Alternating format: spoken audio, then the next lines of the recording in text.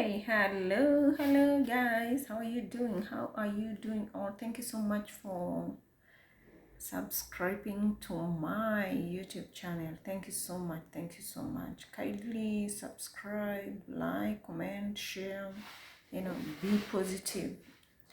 Thank you so much for giving me this opportunity to create my videos. And as you know, sometimes the tongue can slip and say some other stuff for F and V, but I am grateful. I am grateful that I am alive as it now. There's a time I went through such a horrible moment. I didn't know whether I'll make it, but because now I have made it and I am here, I feel energetic and I feel inspired to share my journey. And I'll start when when I engaged in my parenthood or in the journey to become a parent. It was a few years ago when I conceived. It was not the easiest journey. My journey was high risk, and also it involved some other risks, personal, you know, personal risks. Because I had difficulties with the relationship, and confusion got into my life. I was a very confident woman by then, but when I became pregnant, I got so stressed up. I didn't know what happens or what goes on. Yes, I knew. I had information on the pregnancy, the steps, the prenatals, and all what we are supposed to do to take care of ourselves. But again, I did not expect it to bring relationship issues with the partner. And for me, I found it to be so hard on myself. And I had to make very tough decisions. However, we managed, and but the journey was so rough. Remember, my pregnancy was a high risk because it was multiple, or you say it was a twin pregnancy, and I had to do everything possible for me to say that I have seen my kids when they were born. Sometimes they become so emotional, but every day I keep on telling God, please God, because you have saved me from that situation, let me share my journey with people who are willing to listen and who are willing to learn. Because I know there are many women who are going through such a rough time when they are pregnant. They are not having supportive partners. They are going through very risky phases of their lives, and they still have kids. Some of them, they don't make it, but I want to encourage those people that are going or that have gone through that phase. Personally, I went such a rough time, and I asked God one time, if God, this was your plan, or this is what you had planned for me, why am I going through such a difficult phase in my life, even after having prayed to God that I am ready to have a kid. But during that time, I became close to God, because a lot of friends, family members did not understand what I was going through. So they thought the partner I had was supportive, because outside the circle, he seemed to be the perfect partner. However, when I'm with him, I really felt this distraction, the heaviness of the heart, the burdens I had carried, and I felt so squeezed up.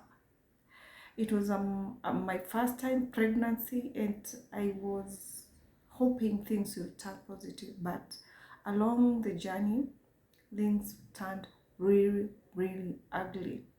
So what happened is I just decided I wanna carry on with the pregnancy because I was really desperate to have a kid.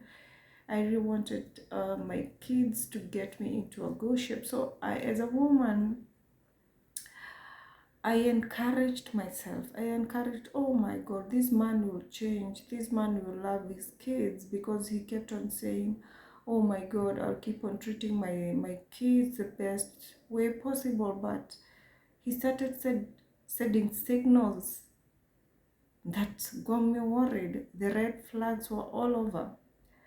That guy had lived abroad for about 10 years, so I expected him to obey the law, to be, to take care of the kids.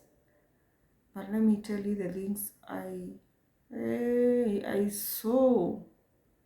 God Jesus, I knew my life had to change. Because from the word, like from the fourth, fifth month, my God, things became so tough on me. The guy started some trash. Red trash. I don't want to go into detail with that, but because I want to document my life through this, let me say people can change. People can change. So it happened, I had to carry on the pregnancy with a lot of commotion, conflicts, and things that did not align with what I had prayed God. So it came to time that I had to deliver my kids pretermly. And what that means is that we had to be in the hospital for a long time. For a long time. I delivered my kids at 32 weeks. And during that time, it was the hardest, because during that time, I lost one of my kids. I did not know whether to mourn, to celebrate the girl that I was left with. That's the time that daddy decided enough, or this is the time I'm gonna party up, when I was in the hospital. And I really didn't know what to do, because here I have a preterm who is in the nursery. The other one has passed. I am sick. I am not recovered. I had a C-section. And I'm in the hospital, an environment I wasn't used to. But thank God, we made it. We really took time. So the next time I'm gonna post a video, I'll post a video of how we were like in the hospital for a whole month, and how things started, how now I became a single mom. And since then, I have never said like I wanna go back to daddies who are being pushed to take care of their kids. So I'm gonna share how I started from the hospital. From the hospital bed, I became a single mom. Having lost one child, I had a preterm was in the nursery, and myself, who was sick, I had not recovered from the C-section. I had to visit the nursery so many times. So for the next video, I'll just share the story, how I was doing it in the hospital, the threats, the risks, the insecurities I had as a woman who was confident before.